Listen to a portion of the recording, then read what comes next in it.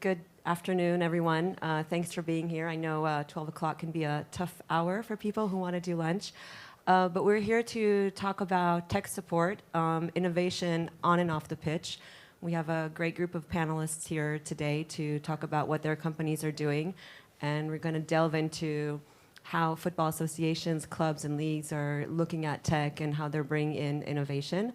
A little bit about myself. My name is Dana Dar. I'm the co-founder of Kickoff. Kickoff is a consultancy company where we help sports organizations bring in tech and innovation into what they're doing. And on a personal level, I've been in this industry for many years now, also doing a lot of advisory work with sports tech startups. So it's a fascinating time to see what they've been doing. And I'll hand it off. So Andreas, please. Yes, thank you. Good to see so many people here in this hour, 12 lunch hours. My name is Andreas. I'm from Norway. I am an engineer by background, but I also played football growing up until I was 18. Played for Viking, one of the top teams in Norway. Very happy to be here. I'm the CEO of Be Your Best. We're going to go into that, but very shortly speaking, we are enabling players to improve their game intelligence through a VR immersive training tool and also testing the game intelligence in a football context. Yeah. Yes, please. Hi, it's great to be here. Thanks for having me. I'm Daniel. I come from Slovakia, and I'm the CEO of TruCrowd. TruCrowd is a spin-off of a global biometric vendor called Innovatrix. They sell to multiple governments, banks, and large corporations. And we have started this spin-off together with our great team to enable football clubs excel off the pitch by delivering exceptional fan experience, and especially by making access control and security a forgettable experience. And to sum it up, I think the most important outcome that I would like you to remember from this is that the clubs, the tech providers have been searching for better ways of how to improve tickets, whereas a lot of times the ticket is actually not the problem. It's not the solution, it's the problem. And we will get back to that and further explaining the product later. Hi, Rob Scotland from VEO Technologies. We are the leading platform in capturing and broadcasting sports from the Champions League all the way down to the Sunday League as well. We operate with the VEO camera, which is able to record and capture and broadcast, as well as analytics and all sorts of biometrics. We were talking about biometrics earlier, but all sorts of metrics that we're able to apply that help the talent identification, development, and then realization of the sport as well. Great. So thanks for being here. Like I mentioned, I've been in this business for almost 20 years now, and I think there's an advancement probably in the last 5 to 10 years in terms of technology and how there's more or less openness within football, within the clubs, within the associations. And it's now going, I think, faster in terms of the advancement and adapting and adopting to what tech can do to enable better football results. But I'm curious to see, as you're talking, from the company side, what has been your experience so far in how football associations and clubs are actually exploiting these technological advances that we're seeing worldwide? I'm going to start. Andreas, please go ahead. Yeah, thank you. So this is of course the main challenge, okay, for tech support companies like us. So I would say there are some clubs and some organizations like the German national teams, for example, and FC Copenhagen, Borussia Dortmund, really, really far ahead when it comes to exploring new things. And I think it has something to do with like the culture as well, where it's like an openness and the exploration factor is super important. So there's like the willingness to actually do some mistakes as well, and that is open. So that is very good for a company like us, where we're providing a completely new thing. So that means that since it's so new, you kind of need to take a leap of faith almost. And for us, it has been really valuable to have those teams, because then we've able to build studies where it actually shows that what we're doing improves the players. So they improved with the study we did with the German national team, where players trained with our tool for 9 weeks. They improved their ability to scan and take in information on average with 28% after those 9 weeks. And that's things we can then build on, because it's such a challenge to get people to go through that mental journey if they haven't seen it before.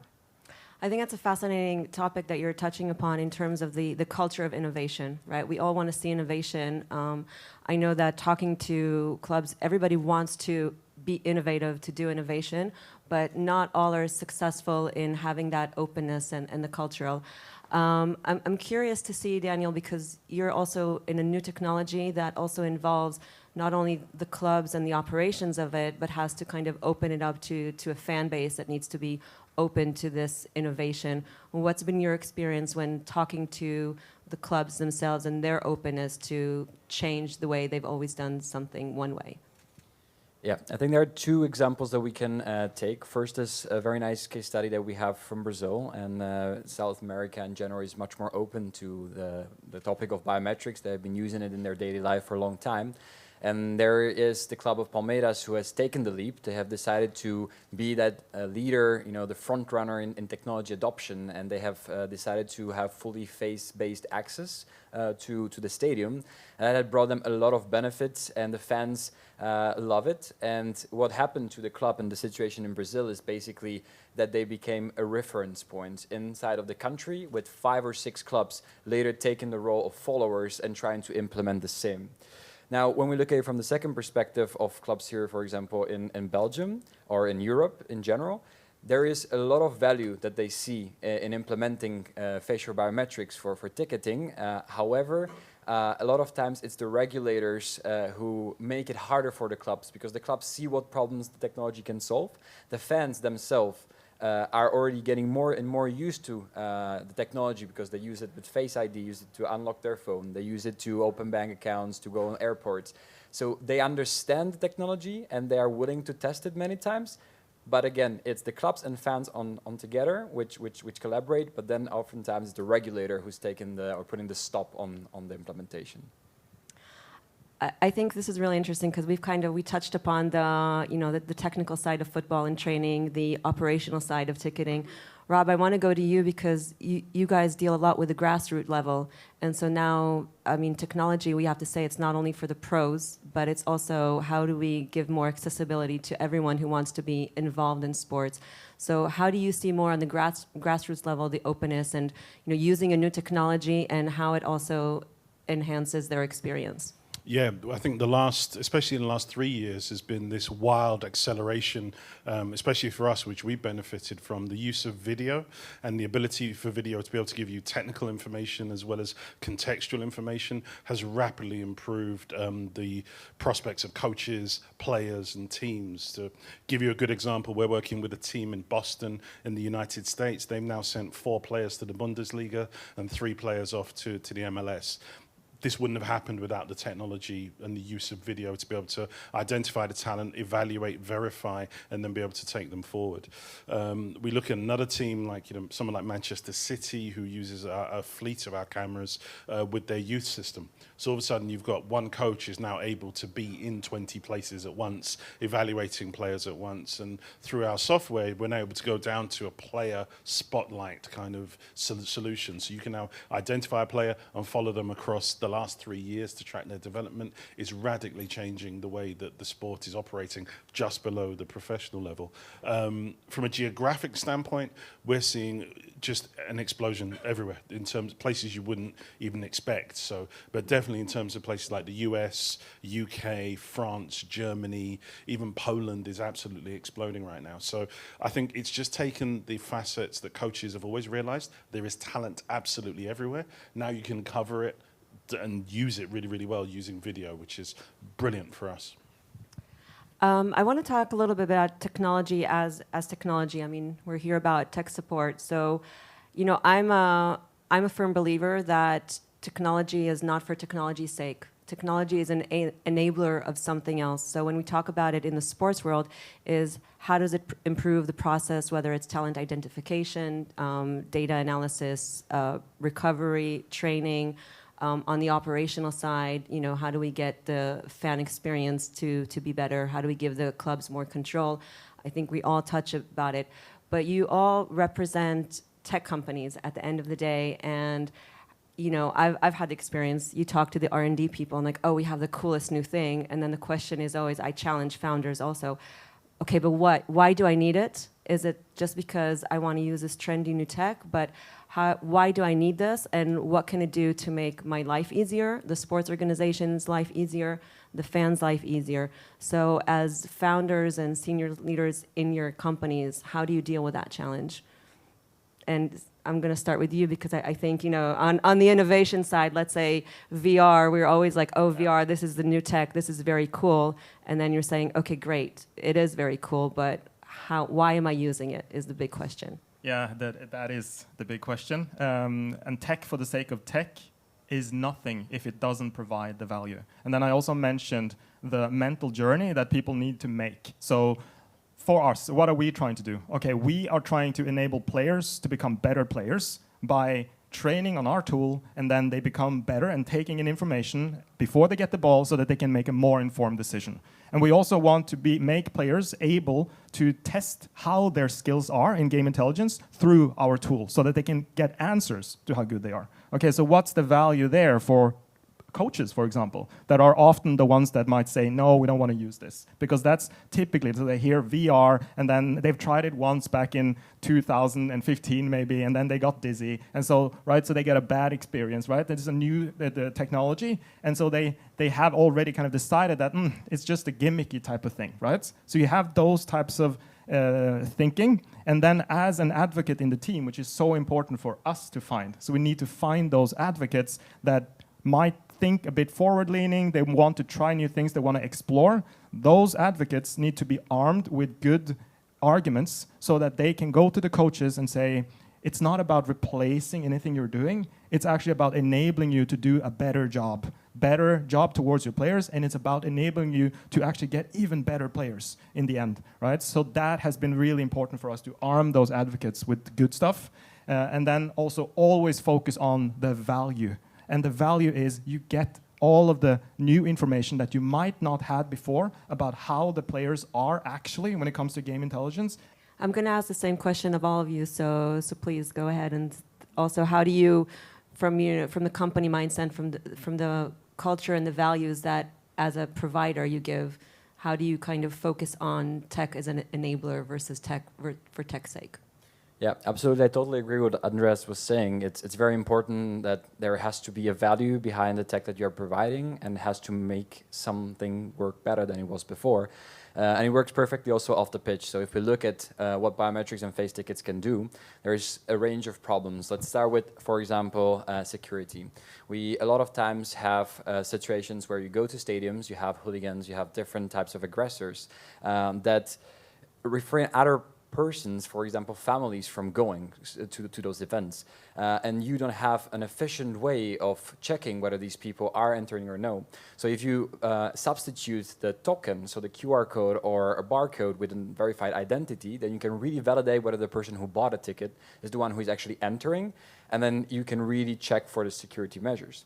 When you take the flip side, then we have, for example, reselling, which has been a very, very long-lasting problem for many clubs, because a lot of times they sell out their stadium, but they don't sell to real fans. So it's a problem for the fans, because they don't buy tickets for the real prices. They have to buy them for multiples of the face value, because sites like Viagogo will use bots to purchase 10,000 or more, and then sell them for 5-6 times of the price. So again, if you have a face behind, then the bots cannot do so. The fans have fair ticketing, and then obviously you can have the stadiums and the clubs earn on the secondary market revenue, which they're not earning now. So I think that's really like two very big value propositions that the tech can offer, and it makes it both easier, simpler, and it substitutes the manual way of checking, comparing an ID and a ticket name or a name on a ticket, and it makes it just so much more efficient and secure. Yeah, building on that, I think one of the key things which we've seen, and we're going to be doing that this weekend, we work with Kevin De Bruyne with his invitational tournament called the KDB Cup, which in his hometown of Drongen. And it's twofold for us, really. The first thing is that we live stream all the games, and last year we did this and we broadcast over 110 countries. We broadcast for free, featuring Palmeiras, Manchester City, RB Leipzig, Real Madrid, Barcelona, etc. And this is an under-15 tournament that's happening on the same weekend as the Champions League final. So broadcast over 100 countries. The final was watched by over 4,000 people. We routinely get over 100,000 games recorded every week, 2 million goals recorded in a year. And what we're seeing is just, you could take some of those goals and they are as good, if not better, than the goals you're seeing by the professionals. To the state where we've created an award called the People's Pushkas. And what you're starting to see off the back of that is that if these goals have been scored by your Ronaldos, Messis, Bellinghams, etc., they'd be lauded. But there are insane techers that's happening, and we're able to capture that. So I think I feel pretty good that we are not just making tech for tech's sake. On the technical side, what's super interesting is the coaches at the KDB Cup are some of the first to rush into our tent after a game, and they need that video immediately. And they want the video of the opponents as well. So what you're starting to see is exactly the same things you're used to at the top pro game, or what you're used to seeing on a broadcast is happening even at a U15 game in a very sleepy town out in Belgium. So it's exactly the same. People are really thirsty for it. And our role is to try and give as much of that as possible. So our innovative development has moved from team analytics and broadcast capabilities now to player analytics. We're able to do everything you see on TV, pass strings, pass completions, shot maps, highlights, all those kinds of things. And what's really weird is the more we do, the more people ask for. So it's a really exciting time. That's great. I want to move more to the implementation side, and also to focus a little bit on, a lot of discussions are always going on data, insights. What you're providing is data to the clubs and how they use that data. My experience has been that, right on stage here, 3 different providers, each one is giving a different data set to the club. They probably have other vendors that are also providing data sets to them. And what can we as the tech community do to make a more holistic approach so that the clubs are not, or the leagues are not overwhelmed with the amount of data that they're getting, because it's just so much data. And one, to be implemented in the most optimized way, they need to use the data correctly. And 2, it's how do you navigate through all these different data sets and who's doing what and what is it useful for? You have companies doing so much for the performance side, for the commercial side, for the operational side. I'm going to start with you, Rob, on that, because I think, as you're saying, you're providing video capture, but you're also giving the clubs so much data that they can then use. What's your sense in terms of how do they optimize its use and application? Yeah, we're taking a very liberal approach in terms of our key competency is that we can provide video that was not provided before. So we can provide broadcast quality of any game within reason. It kind of was decently well lit. So we can provide that for any game.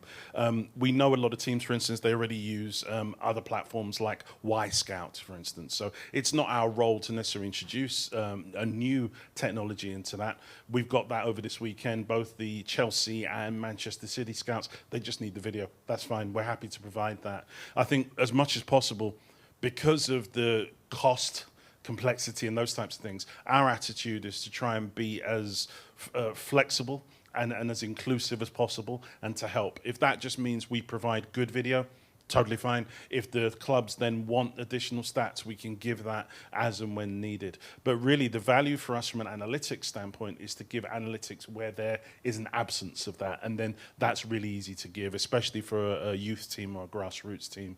I'm not going to offer Manchester City our analytics. I'm sure they've got a fully staffed team of people looking at stuff. But what is wonderful is that team is still rushing into our tent to say, hey, can we get the video on us and the opposition? So we'll take that. So Andreas, when you're talking to clubs, and you're looking, like you said, you're giving them a data set, but they're also getting other data sets. I think you mentioned that in your example before, is they targeted one player, they thought he was one thing based on the data that they had, and all of a sudden you're coming in with a different data set, telling them, well, no, actually, he's missing that little piece. So what can we do again to help the clubs understand that, getting that holistic view of the different data sets and navigating through that on the performance side as well? Because, like you said, they're getting different information from different providers.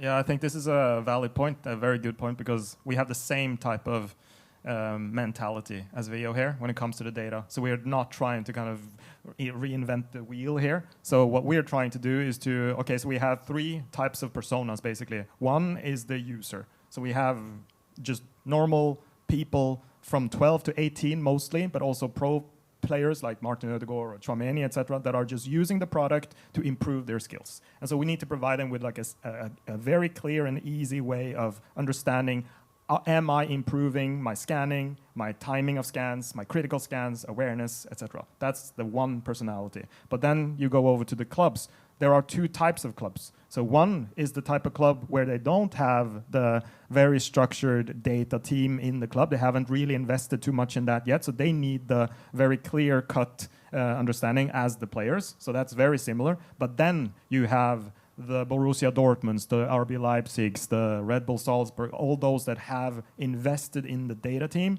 They just want straight access to the raw data because they have their own system to do this, right? So we just have we just provide them with like a CSV file with the raw data. They can download that and then they push it into the Tableau or whatever. We just want to be very, very liberal with that.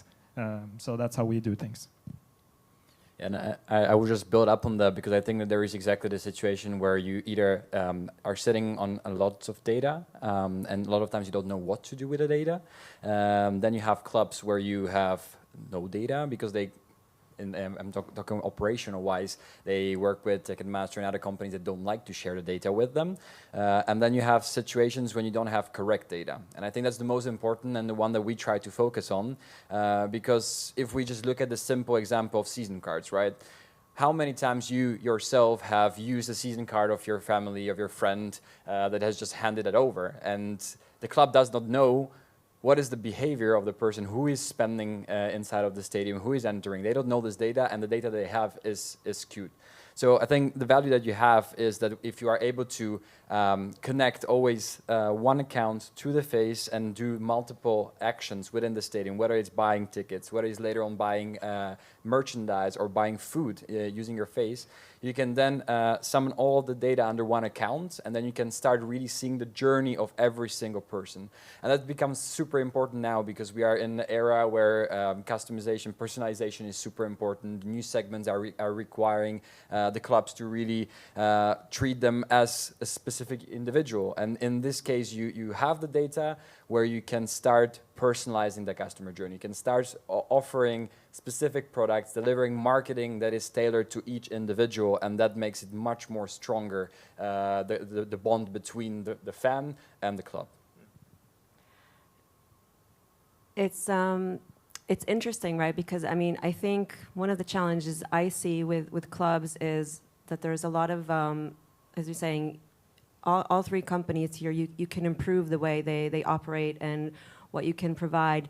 And a lot of time, the club will see it. They'll say, great, oh, I want that 28% increase. I want to know exactly who my fans are. I want to be able to give accessibility to all my fans on the broadcast.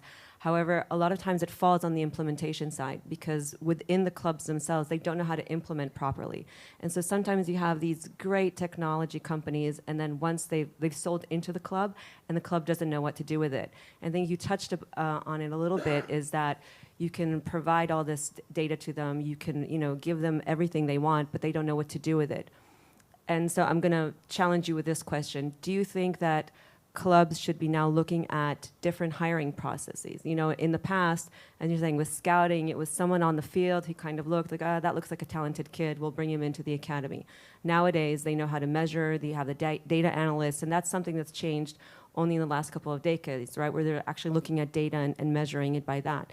When we're looking now at the operational side, do you think it's different hiring profiles of who should be working with at the clubs, who should be implementing these technologies? So the clubs need to kind of look at your non-traditional football roles as they're looking in. You're nodding your head, so I'm going to start over there. Yeah, no, 100%. I mean, we just came back from Barcelona. We're with a club called CE Europa. They're a second division club in La Liga, and they have 2 full-time analysts, plus a team of 5 other analysts from Japan.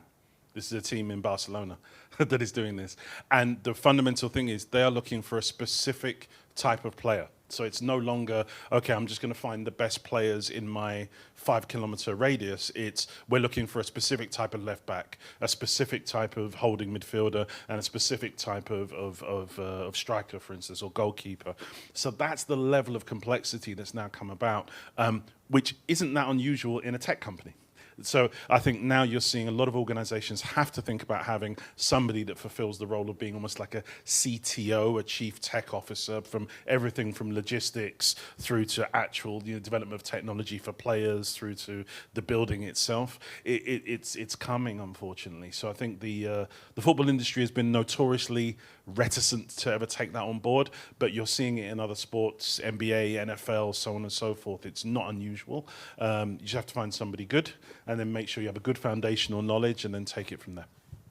And Daniel, with you, when you say on the implementation side, in order for our technology to work, what kind of person needs to be working for the club to make sure that the implementation is done well?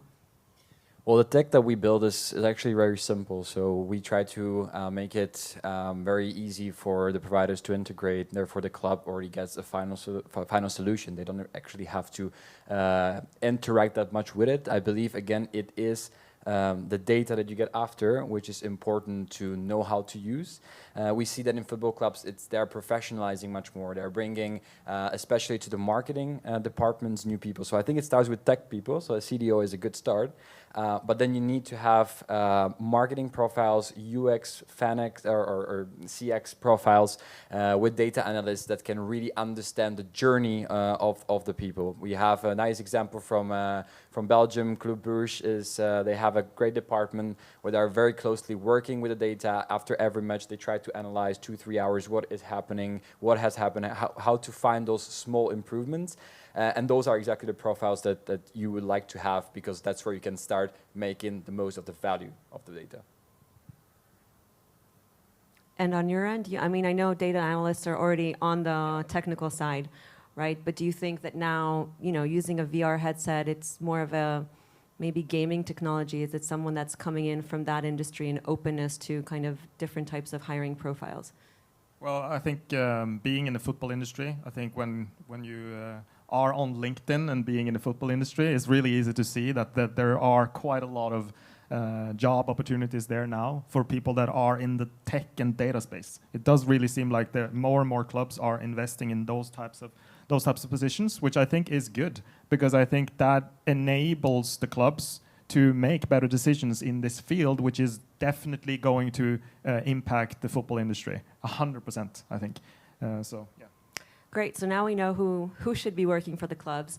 And on your end, as we were talking earlier today, we really focused on the educational aspect. Is when you're bringing in new innovations into the club, it's really upon the tech companies to also educate. What are the challenges that you find in that space? Andreas, I'm going to start with you, because I know on your end there have been challenges on that. Yeah, it has. So this is a company that was started about 5 years ago.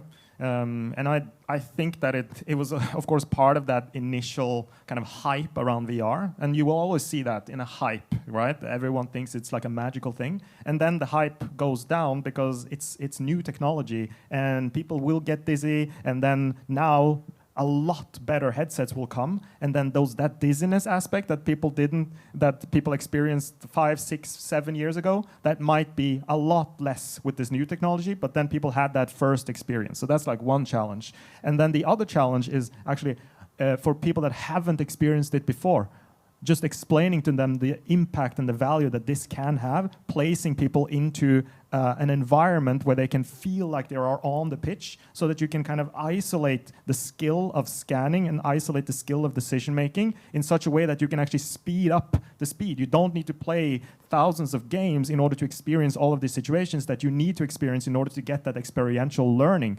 That image and that kind of that message, that needs to be told in a very kind of careful way, so that the mental journey is as easy as possible, especially for the ones that have been in the industry for a long time and has kind of their own understanding of how we've always done things. That is the challenge, I think, for us. And once we get there, once we get the first references, as we've done now, those references that are looked at as peers for the ones that might come after, it's so important to get those first ones. You gave me a very good advice earlier to kind of focus on the ones that really get it, and then use them as the referrals. And that's where we are now. Oh, I'm glad I could help. Yeah. No, but Daniel, I'm sure, you know, in your space as well, education has to be key to understanding what facial recognition can do and how it can help across the board, both on the operational side, but I think you touched upon it earlier, but also on the fan side, right? So that I'm, as a fan, you know, I might be, as you said, a lot of us are already using facial recognition, but I'm sure that there is a generational aspect on, you know, and football is still skews a little older. And so how do we get them on board to embrace this new technology as well? Yeah, we try to engage a lot with fans themselves. So we, in the Belgian League, try to talk to the SLOs, which are the supporter liaison officers. We try to understand their standpoint towards the technology, to understand how they view it, whether there are some concerns that they have, whether there are some, you know, fears that they may have together with the technology, and that's what we use as a feedback to then build it into the product. In terms of the operational side, I believe that the clubs really see the value. There is no need to really persuade them because they are very much aware of the problems that they have, and there so far hasn't been a better technology. At least I believe there hasn't been a better technology to solve it. But it's really a lot about the communication. So explaining, educating that it's for the benefits of the fans, that it's the speed of access, the convenience, the fact that you don't have, you know, a ticket that you can lose, that can be stolen, that it cannot be a fraudulent ticket, and that it just, you know, eases the whole process of entering the stadium and being in around it.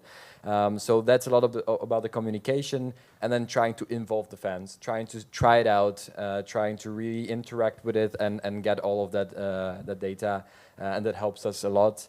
And I believe that is also the way how to go. In Brazil, it went very well, and you can see that if the implementation, and I think it's connecting to what you said, like the first step is very important, because if you do it right in the beginning, the people will never go back, because they just understand how much better it is. And the same goes with the airports, right? You just understand how much better it is. Therefore, you will not go back to normal tickets. So it's just one good experience, and then referrals all the way, and then you can come to a use case like in Brazil, where, you know, the fans themselves are asking for the clubs to implement it because they see and experience how good it was at Palmeiras or other stadiums. So your challenge is that the first experience has to be a good one. Absolutely, it has to be a good one, and it has to be also communicated well. So you want the fans to know upfront why they are doing it, how they should do it. They should understand the steps, and they should agree with that. So it should not be enforced in them. It's good if they really have that first good experience, and the club engages with them. Rob, I want to ask you, because you do work a lot with grassroots and younger generations. Do you feel that, you know, as we're looking, that there's so much discussions, right, on the generational shift and new technology, is that on one hand it's easier sometimes to implement it, and as you know, as these generations become into these paying customers at the end of the day, that adoption will be much easier? I've got to be fair to the older generation. I'm looking around the room, seeing how many there are. They're not as bad as we think, actually. And actually, in some instances, we've been really lucky. We've worked with Frans Hoek, who's like a Ajax, you know, and Dutch legend, who was, as soon as we showed him the possibilities of technology from a goalkeeping perspective, he was teaching us things which then we incorporated into our innovation. We've worked with people like Mike Phelan, the Manchester United Champions League winning coach, and it's the same thing. He describes himself as not a tech person, yet when he's looking at the video of teams playing, he has a wall of notes that he's able to pass on. And what we're learning is that there is a generation of coaches who've grown up with this technology, players as well, where they're mobile first. They're fine. That's not the issue. But I think there's an incredible amount of knowledge from the older generation, which, when they leverage the tech, is just absolutely wonderful. I mean, we watched a game where it was my son's team. I think Mike Phelan came over, watched the game. My son's team lost 5-0. To me, it was a crap game. I mean, we got absolutely hammered. But when we watched the video with him and the coaches, there were so many good things. You left thinking we won 5-0 because he spotted so many good passages of play, so many things that almost worked. And with that level of knowledge, from decades of knowledge, mixed with the tech, you have this absolute accelerant, which is wonderful to see. So, yeah, there is a generational divide, but I think when given the opportunity, I think these older coaches in particular don't necessarily have to operate the tech, but they can bring their knowledge to the table really, really well. Absolutely. I mean, going back to what we were talking about, tech as an enabler, it's only as good as what we bring into the tech, right? It doesn't think on its own, so whatever data we put in, and so of course we need to incorporate all the knowledge and everything that's been done over the last few years, and as you said, implement them in the most optimized way, which is what the tech allows us to do. I'm going to go into my last question here in terms of looking into the future.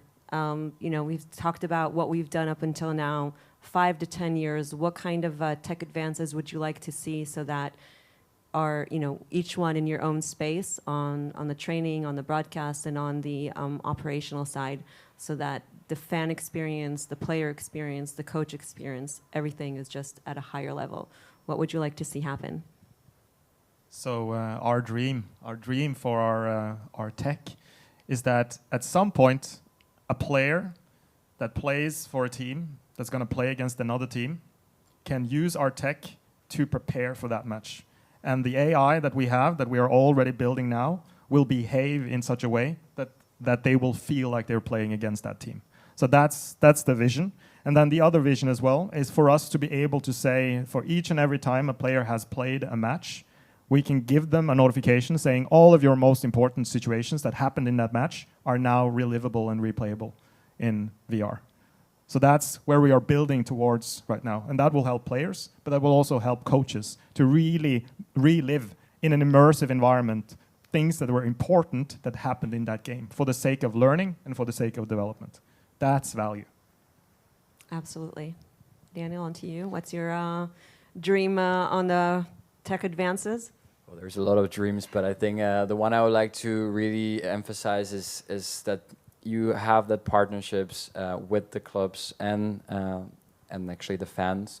You are the connection point between those two, where you give back power to the clubs. So I really want to see them having the right tools, and I believe that the advancement in AI and the neural networks that power in biometrics, that they can become even better and better, so that they can enable all of these tools where club has the ticketing under control, where they can deliver those exceptional fan experiences and exceptional service, and where they can really make those events unforgettable and safe and just for everyone. I think that's something that we really want to see. And at the same time, we want those fans to, be, unique in a way, but at the same time, get that unique experience as well. So you are you, and you are going to be acknowledged for being you. So you are really going to get that experience because those clubs will know you, and I think that's the vision where we would like to get in the future.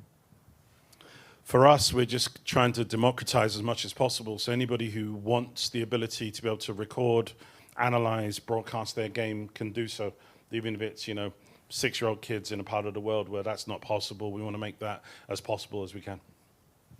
Excellent. We have a few minutes left. I want to open it up to any questions from anyone. Please raise your hand. No. Oh, there we have one, please. No, I think you touched an interesting point about how clubs are trying to work in an integrated fashion with all this innovation and different technologies. And I was curious, based on your experience, if you think and Rob mentioned clubs should have a sort of a CTO. Do you think they are actually hiring the right people and the right roles to integrate all this data that they're getting? Because all your products could work standalone, but obviously you generate value if you're able to